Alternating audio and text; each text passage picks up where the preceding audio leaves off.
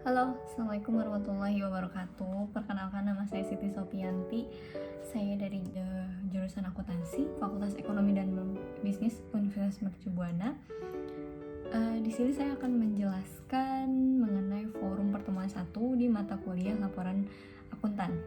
Apa saja? Yang pertama adalah apa itu profesi akuntan, dan yang kedua apa saja jasa asuransi dan non asuransi, dan yang terakhir manajemen risiko. Kita masuk ke pembahasan yang pertama, yaitu profesi akuntan. Kita tahu lah profesi apa sih gitu, sebuah bidang pekerjaan gitu, sama seperti mungkin hukum, pengacara, jaksa, dokter, bidan, dan yang lainnya, dimana sebuah profesi itu membutuhkan ya sebuah bidang ilmu tertentu yang harus kita tekuni, biasanya ya mungkin di perguruan tinggi, tempat kuliah gitu ya. Nah, untuk akuntansi sendiri sama, yaitu kita harus memperdalam atau menekuni bidang akuntansi, dan ya biasanya di kampus-kampus ya Fakultas Ekonomi dan jurusannya ya akuntansi.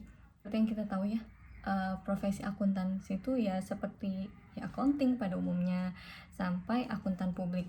Nah, tapi kan era sedigital saat ini yang dimana perkembangan zaman semakin cepat, akuntansi pun berubah menjadi sebuah bidang pekerjaan yang makin kompleks gitu. Gak cuma ngejurnal, posting, dan menyiapkan laporan keuangan saja, tapi berubah menjadi suatu pekerjaan yang lebih kompleks gitu. Pun sudah menggunakan sistem seperti Zahir, SAP gitu, Accurate. Nah, mungkin kita memikirkan bahwa itu kan sistem gitu, tidak ada hubungannya dengan akuntansi, ya berarti yang membuat orang IT. Gak juga, tapi kita telah sistem tersebut ada alurnya, sistem tersebut harus difikirkan bagaimana alurnya dan outcome-nya apa. Dan mungkin IT yang mendevelop sistem tersebut, tapi dari alurnya itu pasti balik lagi ke orang yang mengerti bidang tersebut, ya itulah orang akuntansinya tersebut. Jadi orang akuntansi yang memberikan pekerjaan sistem itu bagaimana, dan apakah sistem-sistem tersebut sudah sesuai dengan standar akuntansinya atau belum gitu kan. Tetap saja yang ide dari atau struktur tersebut ya orang akuntansinya yang mengerti bidang tersebut. Mungkin orang IT-nya akan mendevelop sistem tersebut. Jadi dibilang lebih kompleks ya memang lebih kompleks, karena bisnisnya pun akan lebih kompleks. Eranya pun jauh lebih modern saat ini gitu. Akuntan publik, dimana memberikan opini-opini mengenai laporan keuangan, dan akuntan bahwa memberitahukan bahwa laporan keuangan perusahaan ini bebas dari kesalahan-kesalahan material. Nah, ini berhubungan dengan pertanyaan yang nomor 2, jasa asuransi dan non asuransi.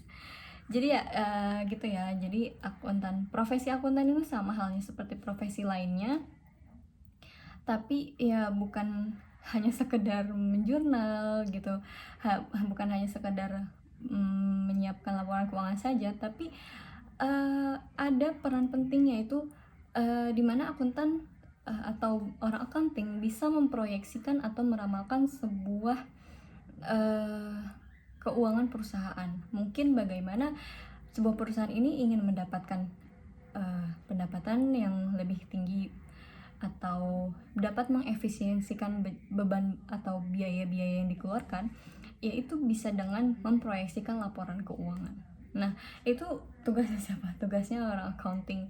Jadi memang saat ini accounting itu nggak cuma mengklasifikasikan, mengkategorikan, menginput, dan menghitung terus menyiapkan, tapi lebih dari itu, lebih kompleks dari itu. Bisa aja menganalisis, meramalkan, dan juga seperti yang tadi menjadi sebuah memberikan SOP untuk sebuah sistem dapat berjalan sesuai dengan standar akuntansi yang berlaku. Nah, profesi akuntan itu sih kurang lebih seperti itu in generalnya, tapi ya sama seperti pada umumnya ya bidang-bidang pekerjaan akuntansi ya seperti itu gitu. Nah, kita ngomong-ngomong audit tadi sebagai akuntan publik ada kaitannya dengan jasa asuransi dan non asuransi. Jadi jasa asuransi itu adalah jasa yang memberikan pendapat di dalam sebuah laporan keuangan. Nah, biasanya ini yaitu audit laporan keuangan. Nah, biasanya kan laporan keuangan itu setelah diaudit, setelah dilakukan pengecekan oleh auditor dengan berbagai macam sampling dan kan sesuai dengan standar akuntan publiknya. Nah, maka akan terbitlah opini dari seorang auditor dengan pengecualian, wajar tanpa pengecualian gitu. Nah, opini-opini ini diberikan atas dasar real laporan keuangan sebuah perusahaan. Opini ini yang mencerminkan bahwa laporan keuangan perusahaan ini sudah bebas dari kesalahan-kesalahan material dan sudah sesuai dengan standar akuntansi yang berlaku gitu kan. Jadi investor pun ketika menginvestasikan uangnya akan membaca laporan keuangan tersebut gitu. Jadi ketika investor ingin menginvestasikan uang di dalam sebuah perusahaan, otomatis investor akan melihat laporan keuangan perusahaan tersebut. Apakah laporan keuangannya sudah diaudit atau belum? Biasanya menggunakan laporan-laporan keuangan yang sudah diaudit karena investor merasa yakin bahwa laporan keuangan ini sudah bebas dari kesalahan-kesalahan yang sifatnya material. Sehingga ketika menghitung atau menganalisis laporan keuangan tersebut tidak ragu lagi gitu. Jadi ketika ingin menginvestasikan dananya jadi sudah aman gitu, sudah menggunakan analisis yang tepat. Nah, analisis itu yang dilihat atau bahannya dari laporan keuangan. Makanya laporan keuangan yang disajikan harus bebas dari kesalahan-kesalahan. Nah, itulah opini-opini tersebut yang bisa digunakan oleh pemegang kepentingan juga untuk menentukan strategi-strategi bisnis ke depannya akan seperti apa, dilihat dari laporan keuangan sebuah perusahaan. Karena gini, ketika shareholders ingin menentukan perusahaan ini akan ekspansi, perusahaan ini akan melanjutkan usaha atau melebarkan sayapnya kemana, akan mengakuisisi perusahaan apa, kita lihatnya dari laporan keuangan yang sudah diaudit biasanya. Jadi makanya itu penting sekali ya, itu adalah jasa asuransi. Nah, selanjutnya jasa non asuransi. Jasa non asuransi ini tidak ada atau tidak memberikan pendapat di dalamnya. Yang kita tahu kan kantor akuntan publik biasanya menyediakan jasa-jasa tersebut. Contohnya aja jasa perpajakan dan jasa konsultasi bisnis. Dimana kan jasa perpajakan tidak ada pendapat di dalamnya, jadi jasa-jasa seperti itu yang disebut dengan jasa non asuransi gitu. Jadi karena sebenarnya gini, profesi akuntan akan berhubungan dengan hal-hal seperti itu, apalagi akuntan publik gitu ya, akan berhubungan dengan hal seperti itu. Tapi nggak cuma akuntan publik, seperti yang kita tahu, orang accounting pun yang menyediakan laporan keuangan tersebut ya harus menyajikannya dengan real gitu, dengan apa adanya gitu. Karena accounting ini kan sifatnya menjurnal secara kronologis gitu kan, secara kejadiannya, apalagi misalnya ada accrue, ada jurnal-jurnal penyesuaian gitu. Nah, itu harus dibuat sesuai dengan kronologisnya, runtutannya. Dan yang accounting sajikan pun ya data-data yang sesuai dengan keadaan atau kondisi perusahaan. Karena dengan begitu tidak akan membuat atau tidak akan menyesatkan pengguna laporan keuangannya dalam menentukan keputusan strategi bisnis. Dan yang terakhir adalah manajemen risiko. Bisnis itu pasti ada risikonya. Sebuah perusahaan, pengusaha, shareholders itu tahu bahwa akan ada sebuah risiko di dalam bisnis. In general pasti ada. Ya itu either risikonya besar atau kecil, ya pasti ada. Risiko itu melekat dalam sebuah bisnis. Bagaimana sebuah perusahaan menjadikan itu sebagai challenging atau menantang, karena bagaimana memanage that risiko untuk menjadi sebuah peluang atau menjadi sebuah worst. Jadi perusahaan itu jadi akan merasa di challenge gitu, bagaimana mengubah resiko tersebut menjadi sebuah peluang usaha yang lebih baik atau menjadikannya sebagai hal yang buruk. Nah, itu bagaimana perusahaan memanage resiko tersebut gitu. Kenapa? Karena ya resiko itu pasti ada. Di dalam sebuah bisnis resiko itu akan ada.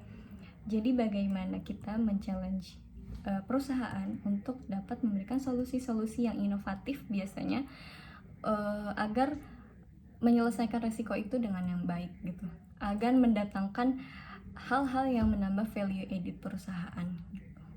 Nah, dalam manajemen risiko itu sebenarnya kita bagaimana meminimalisir resiko. Resiko pasti ada. Bagaimana kita meminimalisirnya? Apakah kita akan terima-terima saja dengan resiko tersebut, atau kita akan mengubahnya menjadi sebuah peluang? Nah, hal pertama yang harus kita lakukan adalah mengidentifikasi resiko, karena bagaimanapun kita harus tahu dulu dan harus kenal dulu resikonya seperti apa gitu. Contohnya pedagang online shop, tahu resikonya apa. Misalnya pedagang online shop, resikonya adalah barang yang dikirim kepada penerima tidak bagus atau tidak sempurna seperti di awal. Dan yang kedua, resikonya adalah harga kompetitor lebih rendah daripada harga kita misalnya. Dan yang terakhir, mungkin ada beberapa pembeli yang nakal yang mengirimkan bukti pembayaran yang palsu atau seperti itu gitu. Itu resikonya. Itu resiko dalam sebuah bisnis online, kurang lebihnya seperti itu. Tapi bagaimana kita mengatasinya, bukan menjadikan itu sebagai masalah, bukan menjadikan itu sebagai hal-hal yang harus ditakutkan, tapi merubah itu sebagai peluang untuk kita lebih baik lagi, bahkan mungkin meningkatkan value added kita. Dengan apa? Kita mengidentifikasi resikonya, kita mengklasifikasikan resikonya, resiko tersebut resiko yang rendah atau yang tinggi tingkatannya. Nah, itu kita harus tahu. Dengan apa? Dengan manajemen resiko. Contohnya misalnya ketika harga kompetitor lebih murah daripada harga kita, apakah kita akan ikut-ikutan menurunkan harga kita sesuai dengan kompetitor, padahal kita tahu kualitas perusahaan kita atau kualitas barang kita seperti apa gitu. Nah, itu yang perlu dikaji lebih ulang. Terus yang kedua, ketika barang yang sampai kepada pembeli tidak sesuai atau sudah cacat gitu kan. Nah, itu kan resikonya sebenarnya resiko di dalam perjalanan. Apakah itu tanggung jawabnya ekspedisi atau tanggung jawabnya kita? Sebenarnya itu bisa dibagi sharing resikonya dengan mungkin jasa ekspedisinya atau dengan pembelinya. Contohnya misalnya ketika membeli barang-barang yang mudah pecah, berarti pembeli harus memberikan extra protection ke barangnya, even itu assurance atau mungkin tambahan proteksi lainnya. Contohnya misalnya mungkin packagingnya yang berbeda dan itu membutuhkan harga yang lebih. Nah, it depends on the buyer gitu. Dia mau beli enggak, ya resikonya ini gitu, karena barangnya mudah pecah misalnya. Tapi resiko berarti tanggung pembeli ya. Kalau misalnya pembeli tidak memberikan double protection, berarti ya udah resikonya ditanggung pembeli. As a seller, jadi ya udah kita bukan melepas resiko dan bukan melepas tanggung jawab, tapi kita sudah memberikan pilihan gitu. Jadi kalau kamu mau beli barang ini, ya udah tambahin double protection ya gitu, karena itu udah as recommendation. Tapi kalau buyer yang nggak mau, ya udah berarti it depends on you gitu. Terserah, kalau bisa barangnya udah sampai dan tidak sesuai, ya don't blame kepada si sellernya gitu. Nah, yang terakhir mungkin kalau misalnya ini mungkin jarang ya, kalau misalnya ada pembeli yang menipu atau mengirim bukti transfer palsu, bisa aja kita membuat sebuah sistem, bisa perusahaan membuat sebuah sistem di mana memberikan unique code atau sesuatu yang berbeda gitu ketika transfer. Oh, berarti ini kita tahu dari si penjual atau si pembeli yang ini gitu. Jadi mengklasifikasikannya mudah gitu. Itu sih mungkin tindakan-tindakan yang untuk meminimalisir resiko dari sisi pandangan diri saya sendiri gitu kan. Cuma nggak tahu ya, kalau dalam sebuah perusahaan balik lagi itu perlu dikaji, karena resiko ini harus dikaji, harus dianalisis. Nah, tidak bisa memutuskan sendiri, harus dengan berunding.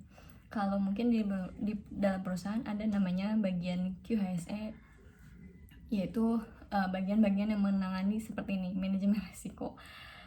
Dan yang terakhir selanjutnya ada mengevaluasi resiko, atau seperti tadi, memberikan tingkatan-tingkatan pada resiko tersebut, terus menanggapi resiko. Nah, ini menanggapi resiko itu karena perusahaan itu kan bisnisnya kompleks, tidak seperti penjual online tadi.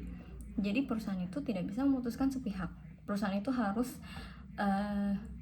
berdasarkan musyawarah dengan pemilik saham, dengan direksi, dengan jajaran-jajaran lainnya. Jadi pertimbangannya harus matang. Yang terakhir, meninjau dan memantau resiko. Jadi kita tuh udah menganalisis, udah mengklasifikasikan resikonya. Selanjutnya nggak cuma diem-diem aja, kita tinjau resikonya, kita lihat, kita pantau, oh seberapa jauh nih efeknya ke dalam perusahaan, apakah dengan adanya resiko ini perusahaan ini masih tetap bisa jalan atau benar-benar stuck mati gitu. Nah, itu kan harus kita peringkat atau kita buat tingkatan-tingkatan resikonya gitu kan.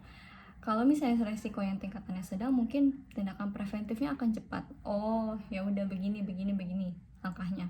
Mungkin kalau resikonya besar, tindakannya akan lebih hati-hati ya sepertinya. Jadi memikirkan going concern-nya sebuah perusahaan sih, seperti itu. Nah, dari ketiganya sebenarnya berurutan, profesi akuntansi, jasa assurance, dan non assurance, dan yang terakhir manajemen risiko. Semuanya berurut, semuanya bukan berurut, semuanya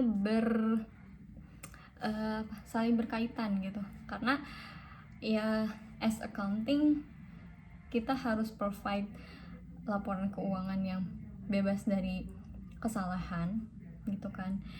As accountant publik atau public accountant, kita harus memberikan opini se-independen mungkin gitu, dan tidak ada intervensi dari manapun. Nah, as a company kita harus melihat as a helicopter view. Oh, apa saja risiko dalam perusahaan, oh apa saja yang harus diminimalisir, dan apa saja yang harus ditangani resiko-resikonya gitu. Jadi semuanya berkaitan, semuanya saling mengisi gitu. Jadi perusahaan harus mengerti bagaimana manage risiko untuk keberlangsungan usahanya gitu. Nah, itu kurang lebihnya dari saya, pendapat saya, bukan pendapat, mungkin lebih tepatnya yang saya ketahui, kurang lebihnya seperti itu. Masih banyak yang harus saya pelajari lebih banyak lagi. Semoga ini bermanfaat untuk saya tentunya, dan juga untuk yang melihat. Dan terima kasih atas karena sudah menonton video ini. Assalamualaikum warahmatullahi wabarakatuh.